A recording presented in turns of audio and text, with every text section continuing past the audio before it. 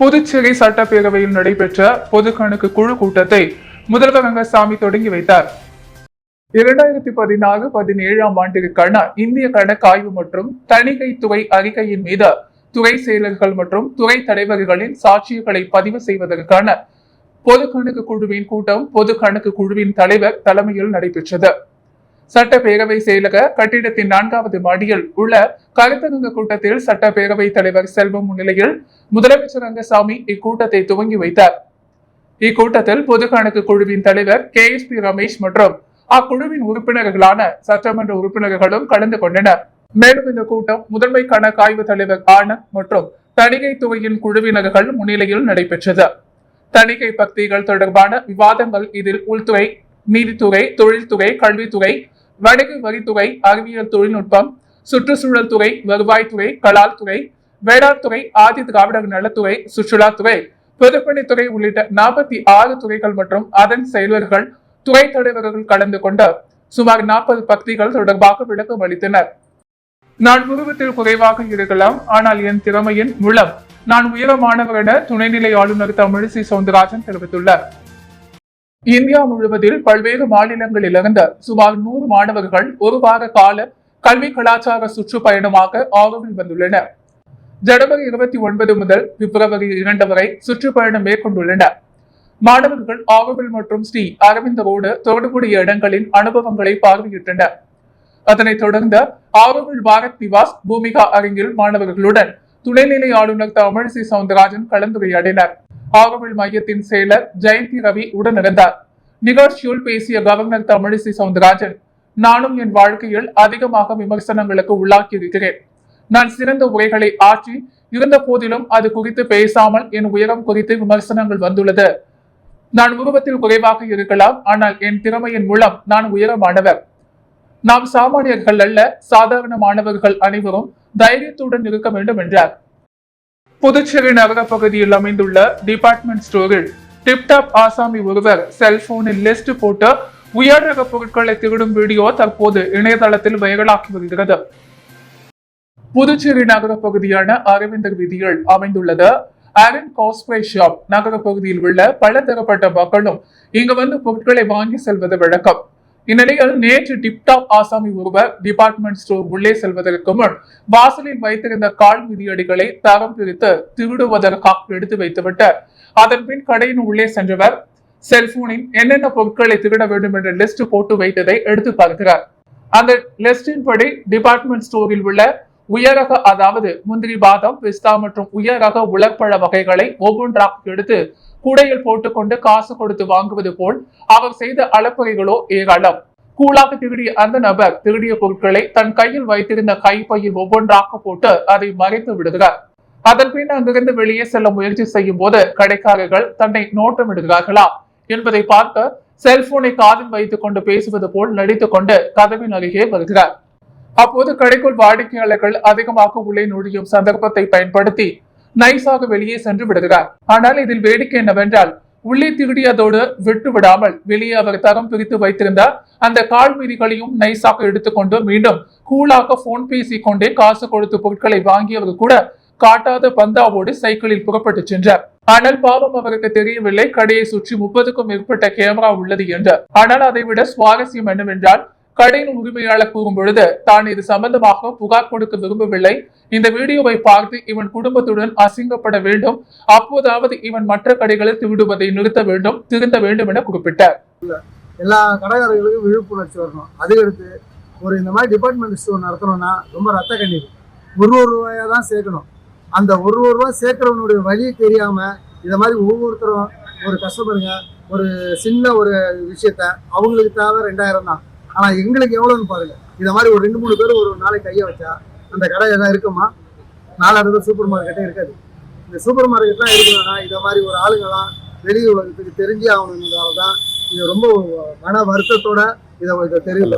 புதுச்சேரி காலாப்பட்டு மத்திய சிறையில் ஐடி கண்காணிப்பாளர் மற்றும் 146 கைதிகள் உடல் உறுப்பு தானம் செய்தனர். புதுச்சேரி காலாப்பட்டு மத்திய சிறையில் 300க்கும் மேற்பட்ட தண்டனை மற்றும் விசாரணை கைதிகள் அடைக்கப்பட்டுள்ளனர்.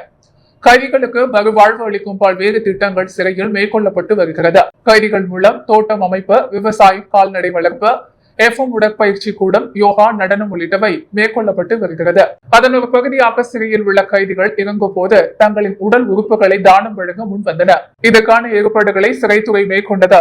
ஜிப்மர் மருத்துவ குழுவினர் சிறை கைதிகளை பரிசோதித்த 57 தண்டனை கைதிகளும் 89 விசாரணை கைதிகள், சிறை IG ரவீத் சிங் சாகர், கண்காணிப்பாளர் பாஸ்கர் மற்றும் ஒரு உதவி சப் இன்ஸ்பெக்டர் பெண் வார்டு ஆகிய 150 பேர் தங்களின் உடல் உறுப்புகளை தானம் வழங்குவதாக ஒப்புதல் அளித்தார். அதற்கான படிவங்களை சமர்ப்பித்தனர்.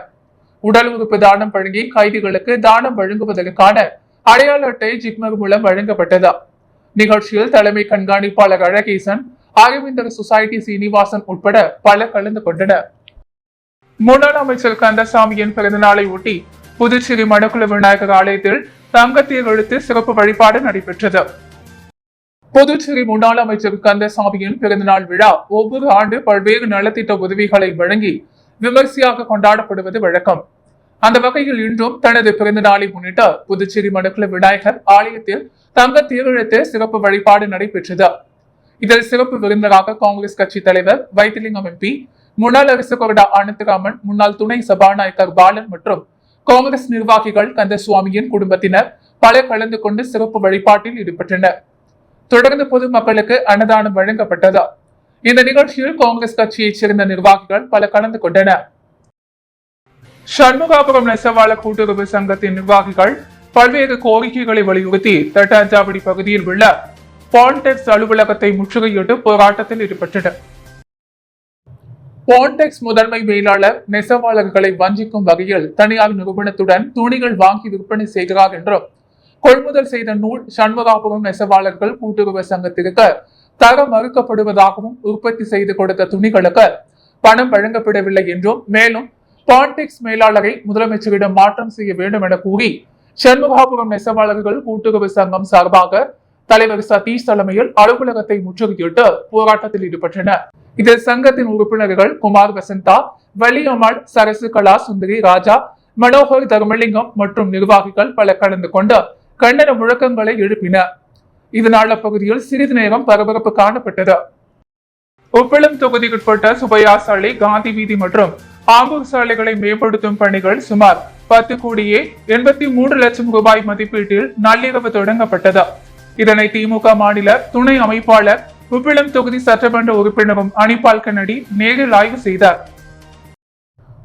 புதுச்சேரி உப்பளம் தொகுதியைச் சார்ந்த சுப்பையா சாலை, உழவர் சந்தை, சின்ன சுப்பராய பிள்ளை வீதி மற்றும் மகாத்மா காந்தி வீதி, புசி வீதி முதல் சுப்பையா சாலை வரை மற்றும் நகர பகுதிக்குட்பட்ட 22.675 கிலோமீட்டர் நீளமுள்ள தார் சாலைகளை சீரமைக்க ரூபாய் 10,83 லட்சம் மதிப்பீட்டில் இத்திட்டத்தில் உப்பளம் தொகுதிக்குட்பட்ட சுப்பையா சாலை, உழவர் சந்தை, சின்ன சுப்பராய பிள்ளை வீதி, காந்தி வீதி மற்றும் ஆம்பூர் சாலைகள் மேம்படுத்தும் பணிக்கான பூமி பூஜை தொகுதி சட்டமன்ற உறுப்பினர் அனிபால் கண்ணடி தலைமையில் நடைபெற்றது.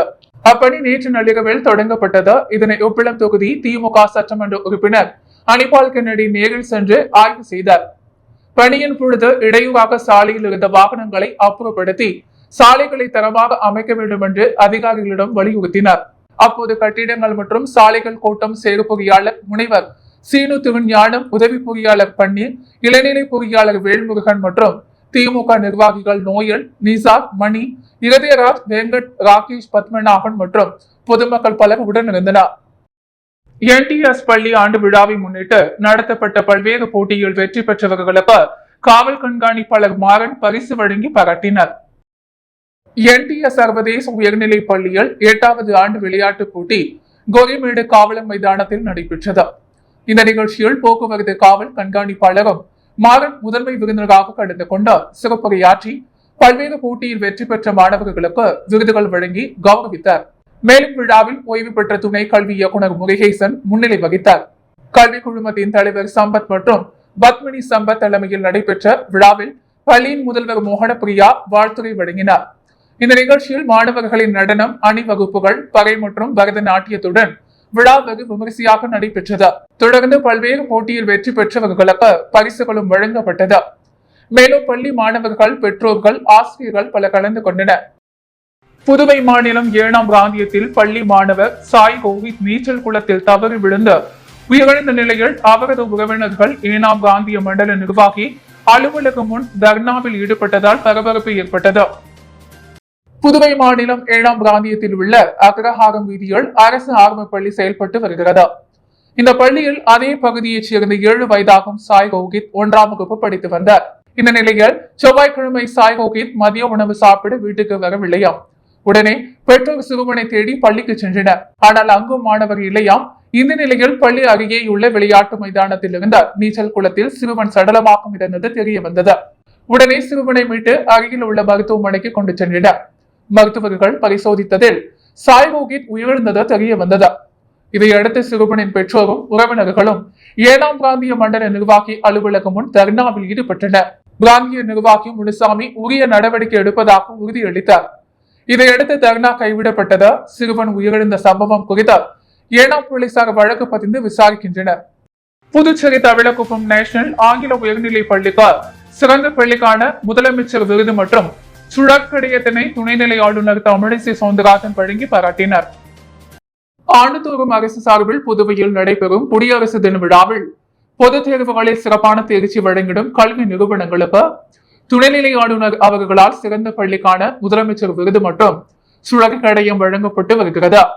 அதன்படி கடந்த SSLC பொதுத் தேர்வில் அதிக மாணவர்களை தேர்வுக்கு அனுப்பி 100% தேர்ச்சி பெற்று மாபெரும் சாதனை புரிந்தமையை பாராட்டி துணைநிலை ஆளுநர் டாக்டர் தமிழிசை சவுந்தரராஜன் சிறந்த பள்ளிக்கான முதலமைச்சர் விருது மற்றும் சுழற்கடையம் புதுச்சேரி தவளக்குப்பம் நேஷனல் ஆங்கில உயர்நிலை பள்ளியின் சேர்மன் டாக்டர் கிரண்குமார் அவர்களுக்கு வழங்கி பாராட்டி கௌரவிக்கப்பட்டது. விருது பெற்ற பள்ளியின் சேர்மன் டாக்டர் கிரண்குமார் அவர்களுக்கு பள்ளியின் தாளர் எழிலரசி, டிரஸ்ட் கிருஷ்ணராஜ், ஆசிரியர்கள், மாணவ செல்வங்கள், பெற்றோர்கள் மற்றும் பள்ளியில் பணிபுரியும் அனைத்து நிலை ஊழியர்களும் பாராட்டி வாழ்த்து தெரிவித்தனர். முன்னதாக பள்ளியில் இந்திய திருநாட்டின் 75ஆம் ஆண்டு குடியரசு தின விழா சிறப்பாக கொண்டாடப்பட்டது. பள்ளியின் தாளர் எழிலரசி கிரண்குமார் விழாவிற்கு தலைமை தாங்கினார். விழாவின் முக்கிய நிகழ்வாக பள்ளி மாணவர்களின் அணிவகுப்புடன் தேசிய கொடியேற்றி மரியாதை செலுத்தப்பட்டது. விழாவின் சிறப்பு விருந்தினர்களாக கோட்டக்குப்பம் வேதா பள்ளியின் தாளரும் உமன்ஸ் வேர்ல்டு மற்றும் யோகா கிஸ் வேர்ல்டு உரிமையாளரும் சிவபிரியா, புதுச்சேரி மாநில பாஜக மகளிர் அணி தலைவி Jayanthi, NMSS grand view hotel உரிமையாளர் விஜயலட்சுமி, கிருஷ்ணராஜ் ஆகியோர் கலந்து கொண்டு சிறப்புரை வழங்கினர். குடியரசு தினத்தை முன்னிட்டு மாணவர்களுக்கு பல்வேறு போட்டிகள் நடத்தப்பட்டது. போட்டியில் வெற்றி பெற்ற மாணவர்களுக்கு சிறப்பு விருந்தினர்கள் பரிசுகள் வழங்கி பாராட்டினர். மாணவ மாணவியர் தேச போராட்ட வீரர்கள் போல் வேடம் அணிந்த பார்வையாளர்களை வெகுவாக கவர்ந்தனர். மாணவ செல்வங்களின் கலை நிகழ்ச்சிகள் நடைபெற்றன. விழாவிற்கான ஏற்பாடுகளை பள்ளியின் ஆசிரியர்கள் சிறப்பாக செய்திருந்தனர். தமிழ்நாடு வணிகர் சங்கங்களின் பேரமைப்பு கோட்டக்குப்பம் அனைத்து வியாபாரிகள் சங்கத்தின் சார்பாக ஆய்வு விழா நடைபெற்றது. விழாவிற்கு சங்க தலைவர் அன்ஷர் பாஷா தலைமை தாங்கினார். செயலாளர் வக்கீல் முகமது, பொருளாளர் கமல்ஹாசன், இணை செயலாளர் சாகுல் ஹமீது வரவேற்புரை ஆற்றினர். சங்கத்தின் உயர்மட்ட குழு தலைமை, குழு நிர்வாகிகள், தலைவர்கள் அனைவரும் கலந்து கொண்டனர். மாநில தலைவர் விக்ரம் ராஜா சங்கத்தின் பிரம்மாண்ட மாநில கொடியேற்றி சிறப்புரை ஆற்றினர். மாவட்ட தலைவர் ராமகிருஷ்ணன் வாழ்த்துரை வழங்கினார். புதுச்சேரி வணிகர் கூட்டமைப்பின் தலைவர் பாபு சிறப்புரையாற்றினார். கோட்டக்குப்பத்தில் நீண்ட காலமாக ஆட்டுப்பட்டி கூடம் அமைக்காமல் உள்ளதை தொடர்ந்த மாநில தலைவர் நேரடியாக சென்று நகராட்சி ஆணையரிடம் கோரிக்கை மனுவை கொடுத்து அதற்கான ஆதாயத்தை பணிகளை செய்து தர வலியுறுத்தினார். மேலும் சங்கத்தில் அங்கம் வகிக்கும் நலிந்த வியாபாரிகளுக்கு நலத்திட்ட உதவிகள் வழங்கினார். விழாவில் நகர தலைவர் அன்சர் பாஷா மாநில அளவில் மாநில இணை செயலாளராக பொறுப்பேற்றதற்கான பாராட்டு விழா நடைபெற்றது. புதிதாக இணைந்த உறுப்பினர்களுக்கு சங்க சான்றிதழும் பரிசு தொகுப்பும் வழங்கி கௌரவிக்கப்பட்டது. விழா முடிவில் சங்க துணைத் தலைவர் ஹலீம் பாய்ஸ் நன்றி உரை கூறி விழாவினை சிறப்பித்தனர். புதுச்சேரி தேக்வாண்டோ விளையாட்டு சங்கத்தின் சார்பாக புதுச்சேரி மார்ஷியல் ஆர்ட் கிளப் மூலம் பாண்டிச்சேரி மாவட்ட அளவிலான குறுகிய மற்றும் பூச்சிய தேக்வாண்டோ போட்டிகள் லாஸ்பேட்டை பல்நோக்கு விளையாட்டு அரங்கில் நடைபெற்றது. மத்திய அரசு விளையாட்டு நலத்துறை மற்றும் இந்திய ஒலிம்பிக் சங்கத்தின் அங்கீகாரம் பெற்ற தேக்வாண்டோ பெடரேஷன் ஆஃப் இந்தியாவின் இணைப்பில் இயங்கி வரும் அங்கீகரிக்கப்பட்ட புதுச்சேரி தேக்வாண்டோ விளையாட்டு சங்கத்தின் சார்பாக புதுச்சேரி மார்ஷியல் ஆர்ட் கிளப் மூலம் பாண்டிச்சேரி மாவட்ட அளவிலான குறுகிய மற்றும் புந்தே தேக்வாண்டோ போட்டிகள் லாஸ்பேட்டை பல்நோக்கு உள் விளையாட்டு அரங்கில் kids sub junior, cadet junior மற்றும் சீனியர் என 100க்கும் மேற்பட்ட பிரிவுகளில் நடைபெற்றது. இதில் பாண்டிச்சேரி மாவட்டத்தைச் சேர்ந்த அங்கீகரிக்கப்பட்ட மாணவர்கள் 1000க்கும் மேற்பட்டோர் கலந்து கொண்டனர். விழாவில் சிறப்பு அழைப்பாளராக சைபர்கரின் ஆய்வாளர் கீர்த்தி, தேக்வாண்டோ நிறுவன தலைவர் மாஸ்டர் ஸ்டாலின் ஆகியோர் போட்டியை தொடங்கி வைத்தனர். சிறப்பு விருந்தினராக சிவாலயம் பிரெண்ட்ஸ் சிவபிரகாசம் மற்றும் மண்பாசம் இளைஞர் நற்பணி மன்ற தலைவர் ஆறுமுகம் கலந்து கொண்டனர். மாஸ்டர் ஜோதிமணி தலைமை தங்கினார். மாஸ்டர் மூர்த்தி முன்னிலை வகித்தார். சர்வதேச நடுவர் பக்தவத் சிங் அனைவரையும் வரவேற்றார். சங்க பொதுச் செயலாளர் மஞ்சுநாதன் நன்றி கூறினார். இந்த நிகழ்ச்சி ஏற்பாடுகளை அமைப்பு செயலாளர் நந்தகுமார் செய்து வந்தார். புதுவையின் அன்றாட நிகழ்வுகளை காண பாண்டி ஹெட்லைன்ஸ் யூடியூப் சேனலை சப்ஸ்கிரைப் பண்ணுங்க. தொடர்ந்து எங்களுடன் இணைந்திருக்க பக்கத்தில் உள்ள பெல் பட்டனை பிரஸ் பண்ணுங்க, லைக் பண்ணுங்க, ஷேர் பண்ணுங்க. என்றும் உங்களுடன் பாண்டி ஹெட்லைன்ஸ்.